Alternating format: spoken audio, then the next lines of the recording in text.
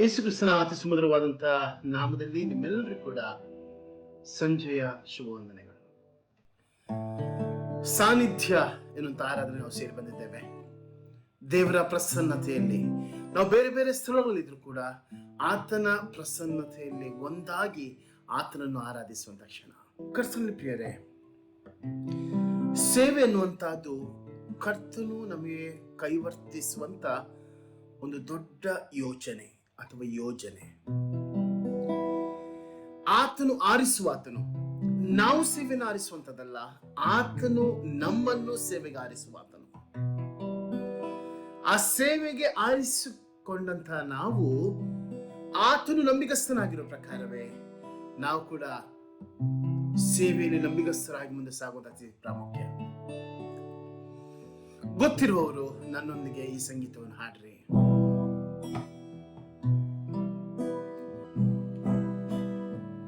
ಕರೆದಿರುವೆ ನಿನ್ನ ಸೇವೆಗೆ, ನನ್ನ ನಡೆಸುವೆ ನೀನು ಕೊನೆ ತನಕ. ಕರೆದಿರುವೆ ನಿನ್ನ ಸೇವೆಗೆ, ನನ್ನ ನಡೆಸುವೆ ನೀನು ಕೊನೆ ತನಕ. ಅಪ್ಪ ಏಸಪ್ಪ, ಸೇವೆಯ ಆಧಾರ ನೀ. ಅಪ್ಪ ಏಸಪ್ಪ, ಸೇವೆಯ ಅಸ್ತಿವಾರವೇ. ದಿಕ್ಕುಗಳಿಂದ ತಳ್ಳಲ್ಪಟ್ಟ ನಾನು ದೃಷ್ಟಿಸಿ ನೋಡುವೆ ನಿಮ್ಮುಖವ.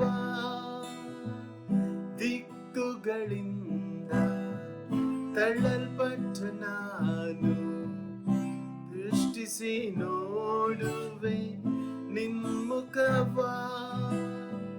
ನೂರಾರು ಜನರು ಸಭಾ ಪಾಲಕರಿದ್ದರು, ನನ್ನ ಹಿರಿಯ ಕುರ್ಬಾನಿನೇ.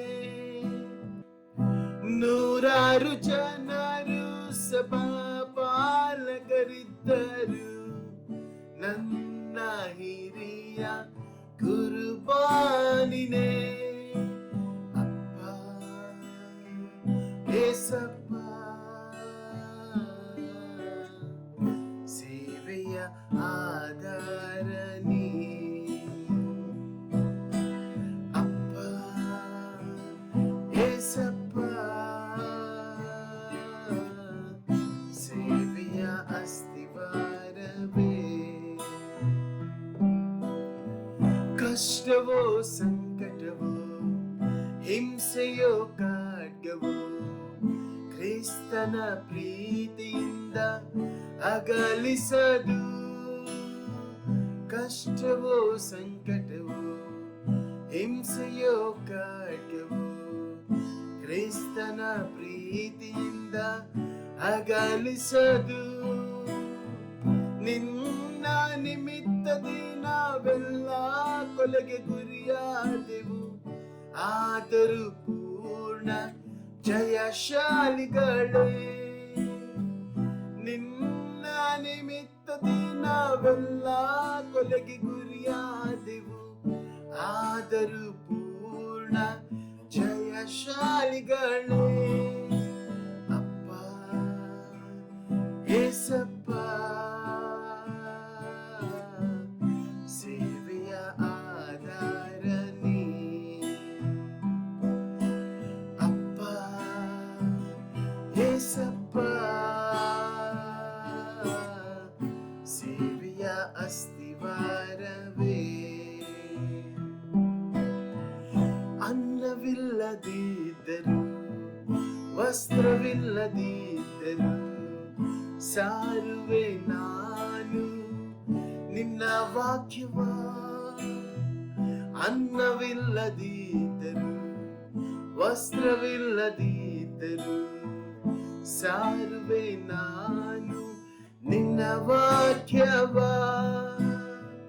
ಜನರು ನಮ್ಮನ್ನು ಕೊಯ್ಗುರಿಗಳೆಂದೆಣಿಸಿದರು, ಜೀವದ ಜಯಮಾಲೆ ನಮಗೆ ಉಂಟು. ಜನರು ನಮ್ಮನ್ನು ಕೊಯ್ಗುರಿಗಳೆಂದೆಣಿಸಿದರು, ಜೀವದ ಜಯಮಾಲೆ ನಮಗೆ ಉಂಟು. ಅಪ್ಪ ಏಸಪ್ಪ, ಸೇವೆಯ ಆಧಾರವೇ. ಅಪ್ಪ ಏಸಪ್ಪ, ಸೇವೆಯ ಅಸ್ತಿವಾರವೇ.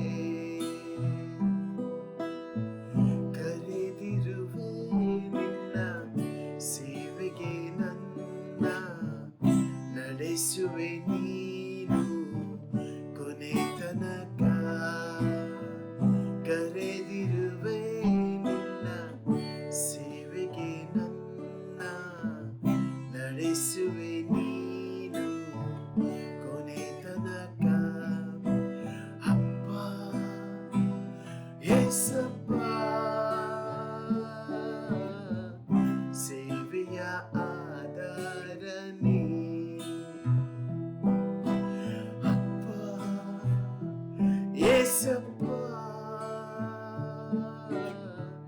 ಸೇವೆಯ ಅಸ್ತಿವಾರವೇ. ಅಪ್ಪ ಏಸಪ್ಪ, ಸೇವೆಯ ಆಧಾರವೇ. ಅಪ್ಪ ಏಸಪ್ಪ, ಸೇವೆಯ ಅಸ್ತಿವಾರವೇ. ಪರಿಶುದ್ಧನಾಥ ದೇವರೇ, ಸ್ವಾಮಿ ಸಮಯಕ್ಕಾಗಿ ನಿನಗೆ ಸ್ತೋತ್ರ ಸಲ್ಲಿಸ್ತೇವೆ. ನಿನ್ನ ಪ್ರೀತಿ, ನಿನ್ನ ಕೃಪೆ, ನಿನ್ನ ನಡೆಸುವಿಕೆ, ನಿನ್ನ ಆಶೀರ್ವಾದಗಳಿಗಾಗಿ ನಿನಗೆ ಸ್ತೋತ್ರ. ಹೌದು ಸ್ವಾಮಿ, ಈ ಸಂಜೆ ವೇಳೆಯಲ್ಲಿ ನಮ್ಮ ಆರಾಧನೆಯಲ್ಲಿ ನಿನ್ನ ಪ್ರಸನ್ನತೆಯಲ್ಲಿ ನಾವು ಒಂದಾಗುವಂತ ಕೃಪೆಯಿಂದ ಪಾಲಿಸಿಬಿಟ್ಟದಕ್ಕಾಗಿ ನಿನಗೆ ಸ್ತೋತ್ರ. ಎಲ್ಲಾ ಸೇವಕರುಗಳನ್ನು, ನಿನ್ನ ಸೇವೆ ಮಾಡುವಂತ ಪ್ರತಿಯೊಂದು ಸೇವಕರುಗಳನ್ನು ನಮ್ಮ ಪ್ರಾರ್ಥನೆಯನ್ನು ನೆನಪು ಮಾಡಿಕೊಳ್ತಾ ಇದ್ದೇವೆ ಸ್ವಾಮಿ. ಹೌದು ಸ್ವಾಮಿ, ಸೇವೆ ಕರೆದಾತ ನೀ ನಂಬಿಗಸ್ತನಾಗಿರೋ ಪ್ರಕಾರವೇ ನಾವು ನಿನ್ನ ಸೇವೆ ನಂಬಿಗಸ್ತರಾಗಿರಬೇಕೆಂಬುದಾಗಿ ನೀನು ಬಯಸುವಂತ ದೇವರಾಗಿದ್ದೆ. ಹೌದು ಸ್ವಾಮಿ, ನಿನ್ನ ಸೇವೆಯನ್ನು ನಂಬಿಗಸ್ತಕ್ಕೆಂದ ಮಾಡ್ಲಿಕ್ಕಾಗುವಂತ ಕೃಪೆಯನ್ನು ನೀ ನಮಗೆ ದಯಪಾಲಿಸಿಕೊಂಡು ಬೇಡ್ಕೊಳ್ತಿದ್ದೇವೆ ಸ್ವಾಮಿ. ಅವರ ಪ್ರತಿಯೊಂದು ಸೇವಕರ ಅಗತ್ಯತೆಗಳು, ಅವರ ಪ್ರಾರ್ಥನೆಗಳು, ಅವರ ಬೇಕು ಬೇಡಗಳು, ಅವರ ಅನಾರೋಗ್ಯಗಳು, ಕಷ್ಟಗಳು, ದುಃಖಗಳು, ಕಣ್ಣೀರುಗಳು ಎಲ್ಲವೂ ನೀನು ಬಲ್ಲಂತ ದೇವರಾಗಿದೆಯಲ್ಲ.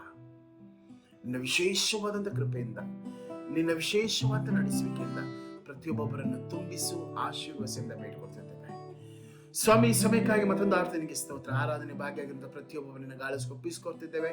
ಪ್ರತಿಯೊಬ್ಬೊಬ್ಬರನ್ನ ಆಶೀರ್ವದಿಸು, ಬಲಪಡಿಸು, ನಿನ್ನ ಆತ್ಮನೆ ತುಂಬಿಸು, ಆಶೀರ್ವಾದ ತುಂಬಿಸು. ಘನಮಾನ ಮಹಿಮೆ ನಿನಗೆ ಮಾತ್ರವೇ ಸಲ್ಲಲಿ. ಯೇಸು ಕ್ರಿಸ್ತನ ನಾಮದಲ್ಲಿ ಬೇಡಿದ ನಮ್ಮ ತಂದೆಯೇ, ಆಮೆನ್. ದೇವರ ನಾಮಕ್ಕೆ ಸ್ತೋತ್ರವಾಗಲಿ. ಕರ್ತನಲ್ಲಿ ಪ್ರೀತಿಯುಳ್ಳಂತ ದೇವಜನರೇ, ಇವತ್ತು ನಾವು ಆರ್ಡೈನ್ಡ್ ಮಿನಿಸ್ಟ್ರಿ ಇದರ ಕುರಿತಾಗಿ ಧ್ಯಾನ ಮಾಡ್ತಾ ಇದ್ದೇವೆ. ಎಲ್ಲ ಸಭೆಗಳಲ್ಲಿ ಕೂಡ ಮುಖ್ಯ ಪ್ರಸ್ತಾಪವಾಗಿ ಇದನ್ನು ತೆಗೆದುಕೊಳ್ತಾ ಇದ್ದೇವೆ. ಸೇವೆ ಎನ್ನುವಂಥದ್ದು ಒಂದು ಕೇವಲ ಒಂದು ನಮಗೆ ಸಿಗುವಂತ ಬಿರುದು ಅಲ್ಲಿ ಮಾತ್ರ ಅಲ್ಲ, ಒಂದು ಟೈಟಲ್ ಮಾತ್ರ ಅಲ್ಲ. ಬದಲಿಗೆ ಸೇವೆ ಎನ್ನುವಂಥದ್ದು ದೇವರ ಒಂದು ದಿವ್ಯ ಪರಿಶುದ್ಧವಾದಂಥ ಕರೆ ಮಾತ್ರವಲ್ಲ, ದೇವರ ಅಭಿಷೇಕ ಮಾತ್ರವಲ್ಲ, ದೇವರ ನಿಯೋಗ. It's a God's divine call, God's consecration and God's mission. ಕರ್ತನಲ್ಲಿ ಪ್ರೀತಿಯುಳ್ಳಂಥ ದೇವಜನರೇ, ಆದ್ರಿಂದಾಗಿ ಆರ್ಡಿನೇಷನ್ ಎನ್ನುವಂಥದ್ದು ಅದು ಕೇವಲ ಒಂದು ಪ್ರಮೋಷನ್ ಮಾತ್ರ ಅಲ್ಲ. ಇದು it's all about surrendering our self. It's not about authority, it's about responsibility. ಅದಕ್ಕೆ ಯೇಸು ಸ್ವಾಮಿ ಹೇಳುವಂಥ ಮಾತು ಗಮನಕ್ಕೆ ತಂದುಕೊಳ್ಳಿ. ಮನುಷ್ಯ ಕುಮಾರನು ಸೇವೆ ಮಾಡಿಸಿಕೊಳ್ಳುವುದಕ್ಕೆ ಬರಲಿಲ್ಲ, ಸೇವೆ ಮಾಡುವುದಕ್ಕೆ ಬಂದ ಎಂದಾಗಿ.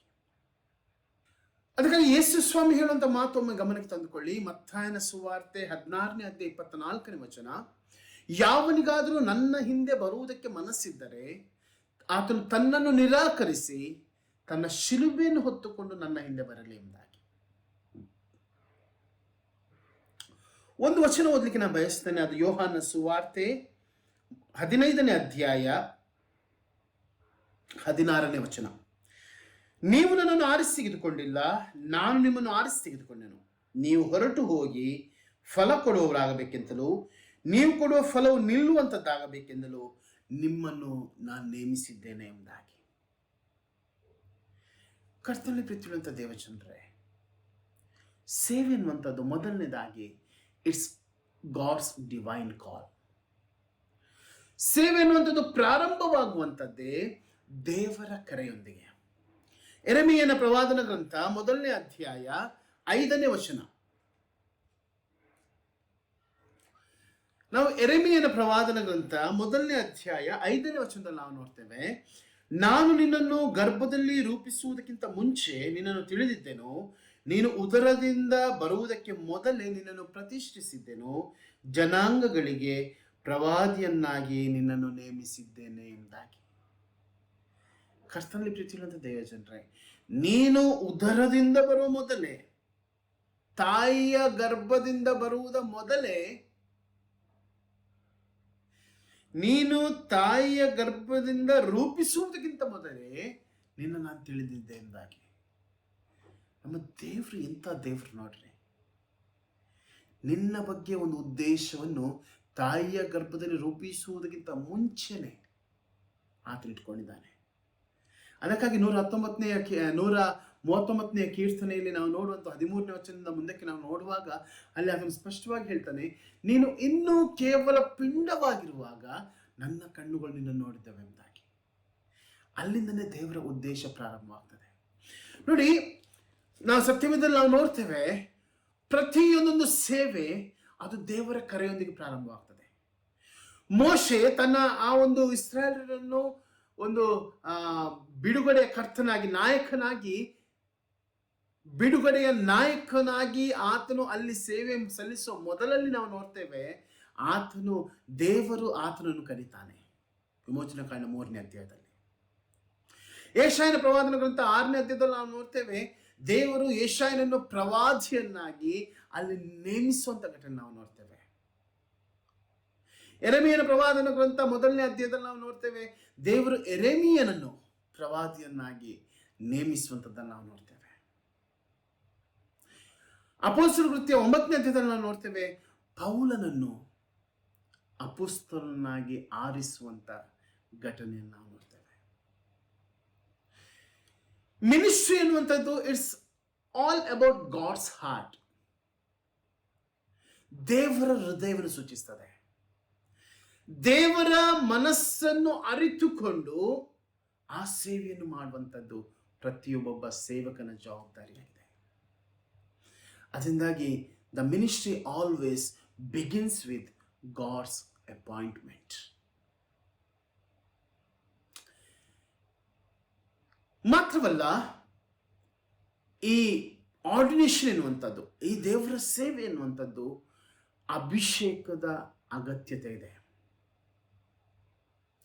ನಾವು ನೋಡ್ತೇವೆ ವಿಮೋಚನ ಕಾಂಡ 28ನೇ ಅಧ್ಯಾಯ 34ನೇ ವಚನ.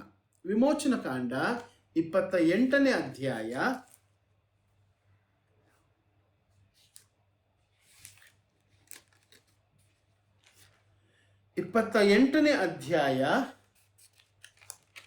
41ನೇ ವಚನ. ಅಲ್ಲಿ ನಾವು ನೋಡ್ತೇವೆ, ಆ ವಸ್ತ್ರಗಳನ್ನು ನಿನ್ನ ಅಣ್ಣನಾದ ಆರೋನಿಗೂ ಅವನ ಮಕ್ಕಳಿಗೆ ತೊಡಿಸಿ ಅವರನ್ನು ಅಭಿಷೇಕಿಸಿ ಉದ್ಯೋಗಕ್ಕೆ ಸೇರಿಸಿ ಪ್ರತಿಷ್ಠಿಸಬೇಕು, ಆಗ ಅವರು ನನಗೆ ಯಾಜಕರಾಗಿರುವರು ಎಂಬುದಾಗಿ. ದೇವರ ವಿಶಿಷ್ಟವಾದಂಥ ಅಭಿಷೇಕದ ಅಗತ್ಯತೆ ಪ್ರತಿಯೊಂದೊಂದು ಸೇವೆಗೂ ಇರ್ತದೆ.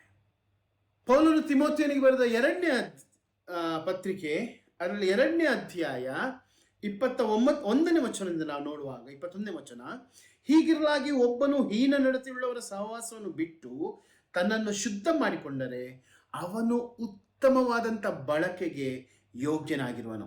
ಅವನು ದೇವರ ಸೇವೆಗೆ ಪ್ರತಿಷ್ಠಿತನಾಗಿಯೂ ಯಜಮಾನಿಗೆ ಉಪಯುಕ್ತನಾಗಿಯೂ ಸಕಲ ಸತ್ಕ್ರಿಯೆಗಳನ್ನು ಮಾಡುವುದಕ್ಕೆ ಸಿದ್ಧನಾಗಿಯೂ ಇರುವನು ಎಂಬುದಾಗಿ. ಹೋಲಿನೆಸ್, ಪರಿಶುದ್ಧತೆ. ನೋಡ್ರಿ, ಅಭಿಷೇಕ ಅಂತ ಹೇಳುವಂಥದ್ದು ಇದು ನಮ್ಮನ್ನು ಈ ಲೋಕದಿಂದ ಪ್ರತ್ಯೇಕಿಸುವಂಥದ್ದು, ದೇವರಿಗಾಗಿ ಮೀಸಲಾಗಿರುವಂಥದ್ದು, ದೇವರಿಗಾಗಿ ಪರಿಶುದ್ಧತೆಯ ಜೀವಿತ ನಡೆಸುವಂಥದ್ದು, ಎಲ್ಲಕ್ಕೂ ಮುಖ್ಯವಾಗಿ ದೇವರಿಗೆ ಸಂಪೂರ್ಣವಾಗಿ ಒಪ್ಪಿಸಿಕೊಂಡು ಸೇವೆಯಲ್ಲಿ ಮುಂದುವರಿಯುವಂಥದ್ದು. ಮೂರನೇದಾಗಿ ನಾವು ನೋಡ್ತೇವೆ, ಈ ಆರ್ಡೈನ್ಡ್ ಮಿನಿಸ್ಟ್ರಿ ಅನ್ನುವಂಥದ್ದು ಪವಿತ್ರಾತ್ಮನಿಂದ ತುಂಬಿದಂತಾಗಿರಬೇಕು. It must be empowered by holy spirit. ನಾವು ನೋಡ್ತೇವೆ ಅಪೊಸ್ತಲರ ಕೃತ್ಯ 1ನೇ ಅಧ್ಯಾಯ 8ನೇ ವಚನ. ಅಪೊಸ್ತಲರ ಕೃತ್ಯ 1ನೇ ಅಧ್ಯಾಯ 8ನೇ ವಚನದಲ್ಲಿ ಹೀಗೆ ಹೇಳ್ತದೆ, ಆದರೆ ಪವಿತ್ರಾತ್ಮ ನಿಮ್ಮ ಮೇಲೆ ಬರಲು ನೀವು ಬಲವನ್ನು ಹೊಂದಿ ಯೆರೂಸಲೇಮಿನಲ್ಲಿಯೂ ಎಲ್ಲ ಯೂದಾಯ ಸಮಾರ್ಯ ಸೀಮೆಗಳಲ್ಲಿಯೂ ಭೂಲೋಕದ ಕಟ್ಟ ಕಡೆಯವರೆಗೂ ನನಗೆ ಸಾಕ್ಷಿಗಳಾಗಿರಬೇಕೆಂಬುದಾಗಿ. ಪವಿತ್ರಾತ್ಮನ ಬಲವನ್ನು ಹೊಂದಿ. ನೋಡ್ರಿ, ವಾಕ್ಯದಲ್ಲಿ ನಾವು ನೋಡ್ತೇವೆ, ಪೇತ್ರನು ದೇವರ ಅಭಿಷೇಕವನ್ನು, ಪವಿತ್ರಾತ್ಮನನ್ನು ಹೊಂದಿಕೊಳ್ಳುವ ಮೊದಲೆಲ್ಲ ಅವನ ಜೀವಿತ ಹೇಗಿತ್ತು? ಭಯದಲ್ಲಿದ್ದಂಥ ವ್ಯಕ್ತಿಯಾಗಿದ್ದ, ಮಾತ್ರ ಅಲ್ಲ ಅಲ್ಲಗಳೆದಂಥ ವ್ಯಕ್ತಿಯಾಗಿದ್ದ. ಆದರೆ ಯಾವಾಗ ಪವಿತ್ರಾತ್ಮನ ಬಲವನ್ನು ಆತನು ಹೊಂದಿಕೊಳ್ತಾನೋ ಆತನು ಧೈರ್ಯವಾಗಿ ಮಾತನಾಡ್ತಾನೆ, ಆತನು ಪವರ್ಫುಲ್ ಆಗಿ ಮಾತನಾಡ್ತಾನೆ. ಮಾತ್ರವಲ್ಲ, ಸಾವಿರಾರು ಜನರ ಜೀವಿತ ಕ್ರಿಸ್ತನ ಕಡೆಗೆ ತಿರುಗಲಿಕ್ಕೆ ಆತನು ಸಾಧನವಾಗ್ತಾನೆ. ಅದರಿಂದಾಗಿ ನಾವು ನೋಡ್ತೇವೆ ಜಕರ್ಯನ ಪ್ರವಾದನಗಳಂತ 4ನೇ ಅಧ್ಯಾಯ 6ನೇ ವಚನದಲ್ಲಿ ನಾವು ನೋಡ್ತೇವೆ, ಪರಾಕ್ರಮದಿಂದಲ್ಲ, ಬಲದಿಂದಲ್ಲ, ಪವಿತ್ರಾತ್ಮನಿಂದಲೇ ಎಂದಾಗಿ. ಸೇವೆಯನ್ನು ಮಾಡಬೇಕಾದದ್ದು ಪವಿತ್ರಾತ್ಮನ ಬಲದಿಂದ. ಮಾತ್ರವಲ್ಲ, ಈ ಸೇವೆಗೆ ನಂಬಿಗಸ್ತಿಕೆಯ ಅಗತ್ಯತೆ ಇದೆ. ದೇವರಿಗೆ ವಿ ಆರ್ ಅಕೌಂಟೇಬಲ್ ಎನ್ನುವಂಥದ್ದು ನಮಗೆ ತಿಳಿದಿರಬೇಕಾದಂಥ ಪ್ರಾಮುಖ್ಯವಾದ ಸತ್ಯಾಂಶವಾಗಿದೆ. ಯಾಕಂತ ಹೇಳಿದ್ರೆ, ಈ ಸೇವೆ ಎನ್ನುವಂಥದ್ದು ದೇವರು ಕೈವರ್ತಿಸುವಂಥ ಒಂದು ಜವಾಬ್ದಾರಿಯಾಗಿದೆ. ಅದಕ್ಕಾಗಿ ಗಮನಿಸಿ, ಯೋಹಾನ ಸುವಾರ್ತೆ 21ನೇ ಅಧ್ಯಾಯ 15ರಿಂದ 17ನೇ ವಚನದಲ್ಲಿ ಯೇಸು ಕ್ರಿಸ್ತನು ಪೇತ್ರನನ್ನು 3 ಬಾರಿ ಆತನು ಎಚ್ಚರಿಸ್ತಾನೆ. ಆತನು ಮತ್ತೊಂದು ಆವರ್ತಿ ಆತನ ಕರೆಯನ್ನು, ಉದ್ದೇಶವನ್ನು ಆತನ ನೆನಪಿಸಿಕೊಳ್ತಾನೆ. ಆತನು ಕೇಳುವಂಥ ಪ್ರಶ್ನೆ ಒಂದೇ, ಡು ಯು ಲವ್ ಮೀ? ಆತನ ಎಸ್ ಅಂತ ಹೇಳಿದ ಕೂಡಲೇ ಆತನ ಹೇಳುವಂಥ ಮಾತು, ಫೀಡ್ ಮೈ ಶೀಪ್, ನನ್ನ ಕುರಿ ಮಂದೆಯನ್ನು ಕಾಯಿ. ನೋಡ್ರಿ, ಆ ಒಂದು ಜವಾಬ್ದಾರಿ ನಮಗಿದೆ. ಮಾತ್ರವಲ್ಲ, ಆ ನಂಬಿಗಸ್ತರಾಗಿ ಆ ಸೇವೆಯನ್ನು ಮಾಡುವಂಥ ಜವಾಬ್ದಾರಿ ನಮಗಿದೆ. ನಾವು ನೋಡ್ತೇವೆ ಪೌಲನ ಒಂದು ಸಾಕ್ಷ್ಯ ಜೀವಿತದಲ್ಲಿ ಕಾಣ್ತೇವೆ ಅಂತ ಹೇಳಿದ್ರೆ, ಪೌಲನ ತಿಮೋಥೆಯನಿಗೆ ಬರೆದಂಥ ಪತ್ರಿಕೆ 2ನೇ ಪತ್ರಿಕೆ 4ನೇ ಅಧ್ಯಾಯ 7 ಮತ್ತು 8ನೇ ವಚನದಲ್ಲಿ ಆತನು ಧೈರ್ಯವಾಗಿ ಆತನು ದೇವರ ಸನ್ನಿಧಾನದಲ್ಲಿ ಹೇಳ್ತಾನೆ, ಶ್ರೇಷ್ಠ ಹೋರಾಟವನ್ನು ಮಾಡಿದ್ದೇನೆ, ನನ್ನ ಓಟವನ್ನು ಕಡೆಗಾಣಿಸಿದ್ದೇನೆ, ಕ್ರಿಸ್ತ ನಂಬಿಕೆಯನ್ನು ಕಾಪಾಡಿಕೊಂಡಿದ್ದೇನೆ. ನೋಡ್ರಿ, ಈ ಒಂದು ಅರಿಕೆ ಪ್ರತಿಯೊಬ್ಬ ಸೇವಕನದಾಗಿರ್ಬೇಕು. ಅಂತ ಜೀವಿತ ನಮ್ಮ ಪ್ರತಿಯೊಬ್ಬೊಬ್ಬರ ಸೇವಕರದಾಗಿರ್ಬೇಕು. ಮಾತ್ರವಲ್ಲ, ನಮ್ಮ ಸೇವೆ ಅದು ನಿಜ ಸುವಾರ್ತೆಯನ್ನು ಹೊತ್ತುಕೊಂಡಂತ ಸೇವೆ ಆಗಬೇಕು. ಇವತ್ತು ನೋಡ್ತೇವೆ ಅನೇಕ ಸುವಾರ್ತೆಗಳು ಹ್ಯೂಮನ್ ಮೇಡ್, ಮನುಷ್ಯ ಮಾಡಿದಂಥ ಸುವಾರ್ತೆಗಳು ಅನೇಕ ಚಲಿಸ್ತಾ ಇದೆ. ನೆನಪಿನಲ್ಲಿ ಇಟ್ಕೊಳ್ರಿ, ಇದೇ ಸತ್ಯವೇದವನ್ನು ಹಿಡಿದುಕೊಂಡು ಅನೇಕ ಬಾರಿ ಸುಳ್ಳು ಪ್ರವಾದಿಗಳು ನಮ್ಮ ಬಳಿಗೆ ಬರುವಂತ ಸಮಸ್ಯೆ ಇದೆ. ಆದ್ರಿಂದಾಗಿ ವಾಕ್ಯದಲ್ಲಿ ಆಳವಾಗಿ ಬೆಳೆಯುವಂತ ಜವಾಬ್ದಾರಿ ನಮಗಿದೆ. ಸರಿಯಾದಂತ ದೈವ ಸಿದ್ಧಾಂತವನ್ನು ಅನುಸರಿಸುವಂತ ಜವಾಬ್ದಾರಿ ಇದೆ. ಮಾತ್ರವಲ್ಲ, ನೆನಪಿನ ಇಟ್ಕೊಳ್ಬೇಕಂತ ಇನ್ನೊಂದು ವಿಷಯ we are accountable to God. ದೇವರಿಗೆ ನಾವು ಉತ್ತರ ಕೊಡಬೇಕಾದವರು. ನಾವು ನೋಡ್ತೇವೆ ಯಾಕೋಬನ ಪತ್ರಿಕೆಯಲ್ಲಿ 3ನೇ ಅಧ್ಯಾಯ 1ನೇ ವಚನದಲ್ಲಿ ಸ್ಪಷ್ಟವಾಗಿ ಹೇಳ್ತದೆ, ಕೊಂಡವರು ಹೆಚ್ಚಿನ ನ್ಯಾಯ ತೀರ್ಪಿಗೆ ಒಳಗಾಗ್ತಾರೆ ಎಂಬುದಾಗಿ. ವಾಟ್ ವಿ ಆರ್ ಟೀಚಿಂಗ್, ಯಾವುದನ್ನು ನಾವು ಬೋಧಿಸ್ತೇವೆಯೋ, ಯಾವುದನ್ನು ನಾವು ಅನುಸರಿಸ್ತೇವೆಯೋ, ನಮ್ಮ ಜೀವಿತ ಏನಿದೆಯೋ, ಇದಕ್ಕೆ ನಾವು ಸಾಮಾನ್ಯ ವ್ಯಕ್ತಿಗಳಿಗಿಂತ ಹೆಚ್ಚಿನ ನ್ಯಾಯ ತೀರ್ಪಿಗೆ ನಾವು ಒಳಗಾಗಿರ್ಲಿಕ್ಕಿದ್ದೇವೆ. ಈ ಸತ್ಯಾಂಶ ಪ್ರತಿಯೊಬ್ಬನೊಂದು ಸೇವಕನಿಗಿರಬೇಕು. ಆತನ ಸೇವೆಯನ್ನು ನಂಬಿಗಸ್ತಿಕೆಯಿಂದ ಮಾಡುವಂಥ ಜವಾಬ್ದಾರಿ ನಮಗಿದೆ. ಆಗ ಕರ್ತನು ಕೊಡುವಂಥ ಸಾಕ್ಷಿ, ಬಲ ನಂಬಿಗಸ್ತನಾದ ಒಳ್ಳೆ ಆಳು ನೀನು, ಸ್ವಲ್ಪದಲ್ಲಿ ನಂಬಿಗಸ್ತನಾಗಿದ್ದಿ, ಇನ್ನೂ ಹೆಚ್ಚಿನದಲ್ಲಿ ನಿನ್ನನ್ನು ನಾನು ನೇಮಿಸ್ತೇನೆ ಎಂಬುದಾಗಿ. ಕರ್ತನಲ್ಲಿ ಪ್ರೀತಿಯುಳ್ಳಂಥ ದೇವಜನರೇ, ನಮ್ಮನ್ನು ನಾವು ಪರೀಕ್ಷೆ ಮಾಡಿಕೊಳ್ಳೋಣ. ನಮ್ಮ ಸೇವಾ ಜೀವಿತ ನಾವು ಪರೀಕ್ಷೆ ಮಾಡಿಕೊಳ್ಳೋಣ. ದೇವರು ಮೆಚ್ಚುವಂಥ ಸೇವೆ ಮಾಡಲಿಕ್ಕಾಗುವಂತೆ ದೇವರ ಆತ್ಮನು ನಮ್ಮನ್ನು ಬಲಪಡಿಸಲಿ, ನಮ್ಮನ್ನು ಮುನ್ನಡೆಸಲಿ, ಆಶೀರ್ವದಿಸಲಿ. ಪ್ರಾರ್ಥನೆ ಮಾಡೋಣ. ಪರಿಶುದ್ಧನಾದ ದೇವರೇ, ಸ್ವಾಮಿ, ಸಮಯಕ್ಕಾಗಿ ನಿನಗೆ ಸ್ತೋತ್ರ. ನಿನ್ನ ಪ್ರೀತಿ, ನಿನ್ನ ಕೃಪೆ, ನಿನ್ನ ನಡೆಸುವಿಕೆ, ನಿನ್ನ ಆಶೀರ್ವಾದಗಳಿಗಾಗಿ ನಿನಗೆ ಸ್ತೋತ್ರ. ಹೌದು ಸ್ವಾಮಿ, ನಿನ್ನ ಮಕ್ಕಳಾಗಿ ಜೀವಿಸುವಂಥ ಜವಾಬ್ದಾರಿ ನಮಗೆ ದಯಪಾಲಿಸಿಕೊಟ್ಟಿದ್ದೆ. ಮಾತ್ರ ನಮಗೆ ಒಂದೊಂದು ಜವಾಬ್ದಾರಿಯನ್ನು, ಕರೆಯನ್ನು ನೀನು ಕೊಟ್ಟಂಥ ದೇವರಾಗಿದ್ದೆ ಸ್ವಾಮಿ. ನಮ್ಮ ಜೀವಿತದಲ್ಲಿ ನಾವು ಆ ಕರೆಯನ್ನು ಅರಿತುಕೊಳ್ಳಿಕ್ಕಾಗುವಂಥ ಕೃಪೆಯಿಂದ ಪಾಲಿಸಿಕೊಡು. ಮಾತ್ರ ನಿನ್ನ ಮಹಿಮೆಗಾಗಿ ಜೀವಿಸ್ಲಿಕ್ಕಾಗುವಂಥ ಕೃಪೆಯಿಂದ ಪಾಲಿಸಿಕೊಡು. ನಿನ್ನ ಸಾಕ್ಷ್ಯ ಜೀವಿತವನ್ನು ನಡೆಸಲಿಕ್ಕಾಗುವಂಥ ಕೃಪೆಯಿಂದ ಪಾಲಿಸಿಕೊಡು ಎಂದು ಬೇಡ್ಕೊಳ್ತಿದ್ದೇವೆ ಸ್ವಾಮಿ. ಸೇವೆ ಮಾಡ್ತಿರುವಂಥ ಒಂದೊಂದು ಸೇವಕರನ್ನು ಆಶ್ರಯಿಸು ಸ್ವಾಮಿ. ಸ್ವಾಮಿ, ಅನೇಕ ಸೇವಕರುಗಳು ಹಿಂಸೆಯನ್ನು, ಕಷ್ಟವನ್ನು ಅನುಭವಿಸ್ತಾ ಇದ್ದಾರೆ. ನೀನು ಬಲ್ಲಂತ ದೇವರಾಗಿದ್ದಿ. ಅವರ ಸಂಗಡಿಗ ನೀನಾಗಿದ್ದುಕೊಂಡು ಮುನ್ನಡೆಸು, ನೀನು ಆಶೀರ್ವದಿಸು, ನೀನು ಬಲಪಡಿಸುವುದ ಬೇಡ್ಕೊಳ್ತಿದ್ದೇವೆ. ಪ್ರತಿಯೊಬ್ಬರು ನಿನ್ನ ಗಾಳಸ್ಕೊಪ್ಪಿಸ್ಕೊಳ್ತಿದ್ದೇವೆ ಸ್ವಾಮಿ. ಪ್ರತಿಯೊಂದು ಸೇವಕರು ಅವರ ಕುಟುಂಬಗಳನ್ನು ಆಶ್ರಯಿಸು, ಅವರ ಸೇವೆಯನ್ನು ಆಶ್ರಯಿಸು. ನೀನು ಮೆಚ್ಚುವಂಥ ಸೇವೆ ಪ್ರತಿಯೊಬ್ಬರು ಮಾಡಲಿಕ್ಕಾಗುವಂತೆ ನೀನು ಸಹಾಯಿಸಿ ಮುನ್ನಡೆಸಿಂದ ಬೇಡ್ಕೊಳ್ತಿದ್ದೇವೆ ಸ್ವಾಮಿ. ಆರಾಧನೆ ಭಾಗಿಯಾಗಿರುವಂಥ ಪ್ರತಿಯೊಬ್ಬರನ್ನ ಗಾಳಸ್ಕೊಪ್ಪಿಸ್ಕೊಳ್ತಿದ್ದೇವೆ. ಎಲ್ಲ ಸಭೆಗಳನ್ನು ಆಶ್ರಯಿಸು.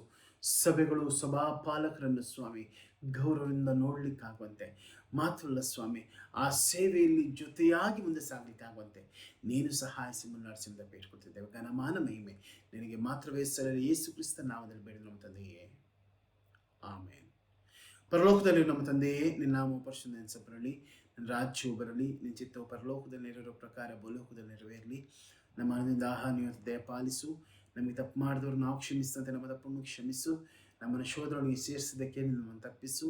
ಯಾಕಂದ್ರೆ ರಾಜ್ಯವು ಬಲವು ಮೆಮ್ಮಿಸುವುದ ಕಾರಣವೇ ಸ್ವಾಮಿ. ಆಮೇಲೆ ನಮ್ಮ ಕರ್ತನಾದ ಯೇಸು ಕ್ರಿಸ್ತನ ಕೃಪೆಗೆ, ತಂದೆಯಾದ ದೇವರ ಪ್ರೀತಿ, ಪರಿಶುದ್ಧಾತ್ಮನ ಶಾಂತಿ ಸಮಾಧಾನ ನಮ್ಮೆಲ್ಲರೊಂದಿಗೆ, ಪ್ರತಿಯೊಂದೊಂದು ಕುಟುಂಬಗಳೊಂದಿಗೆ, ಪ್ರತಿಯೊಂದೊಂದು ಸಭೆಗಳೊಂದಿಗೆ, ಸಭಾ ಪಾಲಕರುಗಳೊಂದಿಗೆ, ಸಭಾ ಸೇವಕರುಗಳೊಂದಿಗೆ ಎಂದೇ ಅವನಿಗೆ ಆಗಿರಲಿ. ಆಮೇಲೆ